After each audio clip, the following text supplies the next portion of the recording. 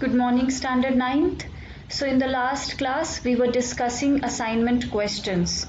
The last assignment was left, and so in today's class, we'll discuss that and also few extra questions. So, let us start. Students, you all got question number 1 to 6 of NCERT exercise for your last assignment. Let us start with question number 1. So in question number 1, here are some information given about different countries, and based on those information we have to classify these countries as democratic, undemocratic or not sure. So let us have a look at it.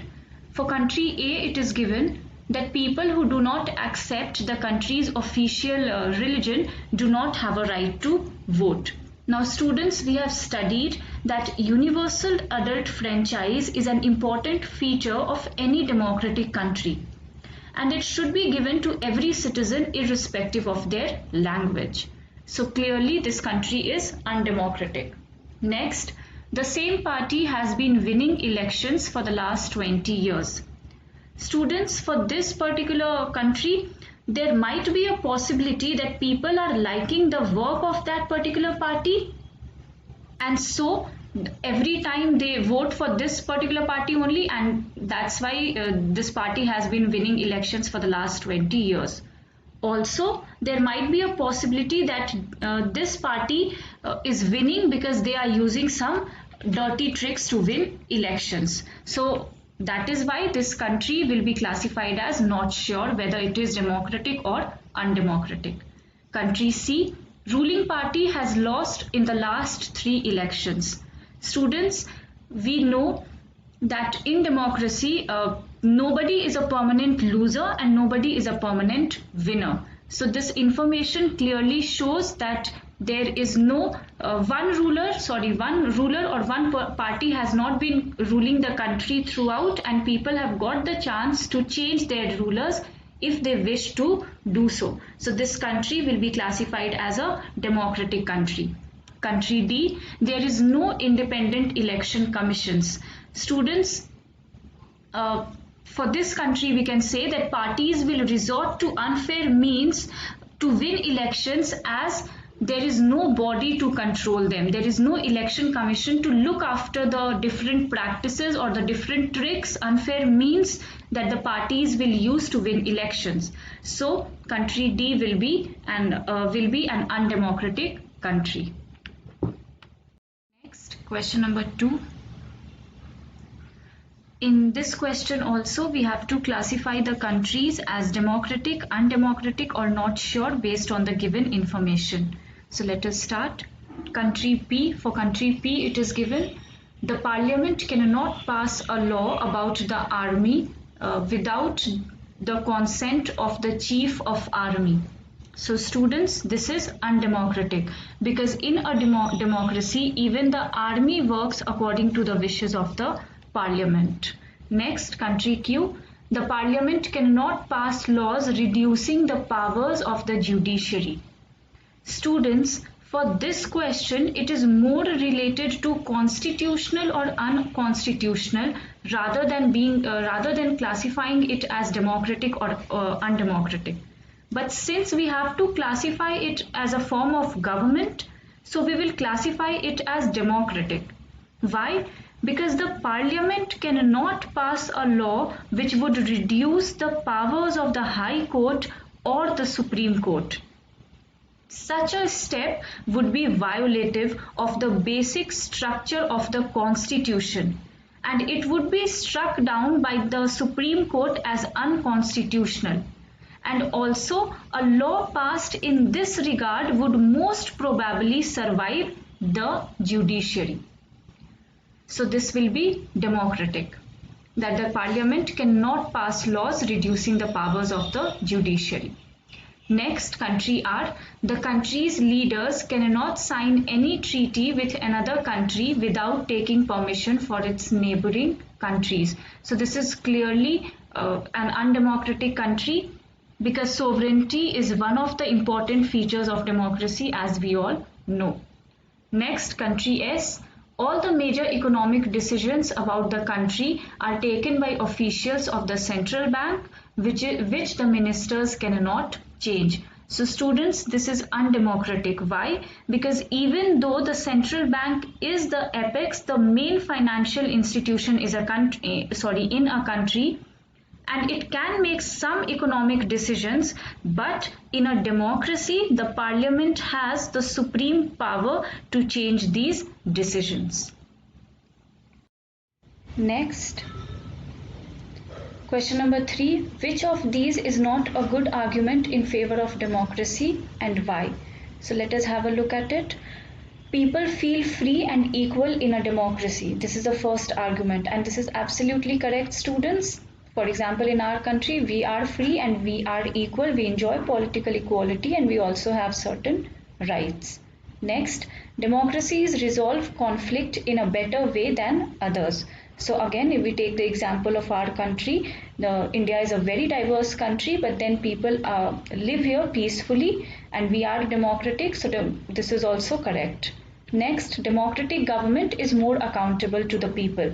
This argument we studied with the help of an example of China and India. We studied that how when famine occurred in China, then the ruling party did not respond to the needs of the people because they were not accountable.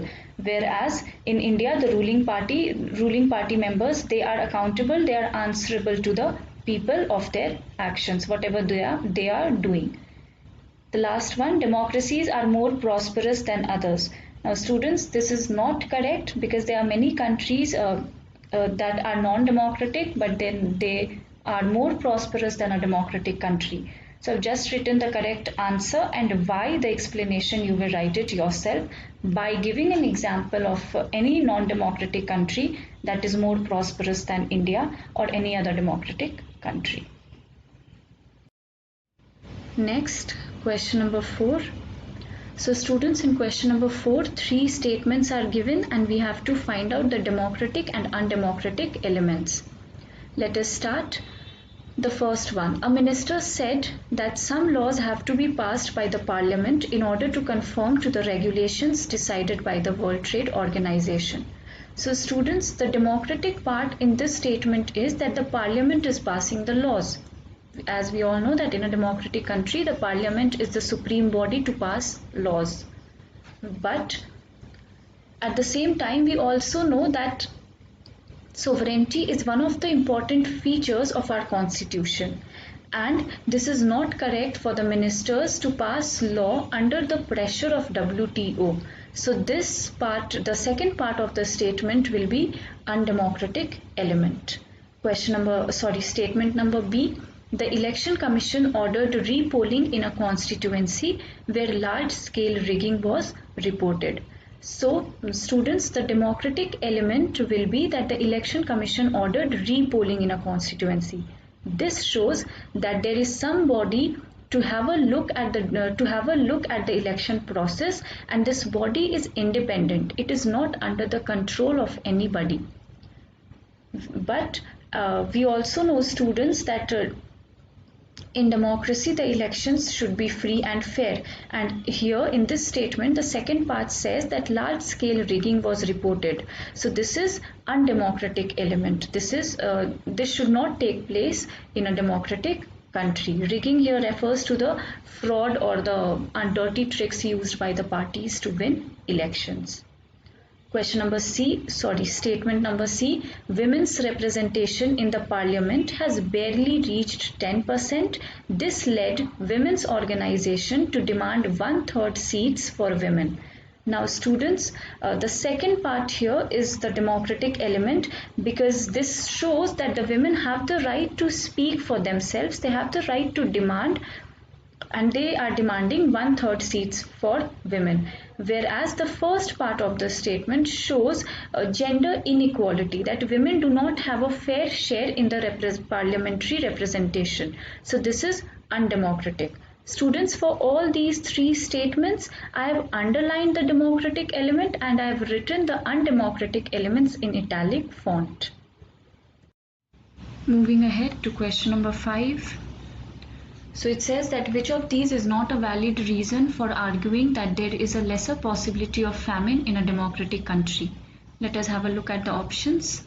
Number A, opposition parties can draw attention to hunger and starvation. So this is a valid reason, students, because in a democratic country, opposition parties, they also want to win, so they will draw people's attention to the hunger and starvation that is going on in any country, and then the ruling party going on in a country, and then the ruling party have to respond to those. Next, free press can report suffering from famine in different parts of the country. So this is also a valid reason. We all know that in democratic there is a freedom of press, so the media can report the sufferings that people are going through in a country, and this will put pressure on the ruling party to respond to the citizens' need. Number C, government fears its defeat in the next election. So students, as we all know that in a democratic country, nobody is a permanent loser and nobody is a permanent winner. If the ruling party will not work according to the citizens' needs, according to their wishes, then they will not get votes in the next election. So this fear will lead the government, the ruling party, to look after their citizens. And the last one, people are free to believe in and practice any religion. So the last reason is not a valid reason, students, because religion here has nothing to do with famine. People are free to believe in and practice any religion. This is not at all related with famine. Moving ahead to the last question, it says, there are 40 villages in a district where the government has made no provision for drinking water. So these villagers met and considered many methods of forcing the government to respond to their need. Which of these is not a democratic method? Let us have a look at the different methods. Number 1, filing a case in the courts claiming that water is a part of right to life. So students, this is a democratic method because in our country, in any democratic country, citizens have the right to move to court if they feel that they are exploited in any way. Number 1, boycotting the next elections to give a message to all parties. This is also a democratic method that the citizens, they should not be forced to cast their vote. Number C, organizing public meetings against government policies. So students, in democratic countries, citizens also enjoy the right to form meetings or to form association. So this is also a democratic method. Number D, paying money to government officials to get water. Now students, the option number D is bribing. So this is not a democratic method because this is an unfair mean that should not be used in a democratic country. So with this, we are done discussing all the assignments. Now students, we have studied this chapter in detail and also we discussed so many questions. So here are few extra questions for you all. Write the answers according to the marks allotted in your copies. And in case you face any difficulty, then you all can contact me through Campus Care. So that's all for today's class. Thank you, students.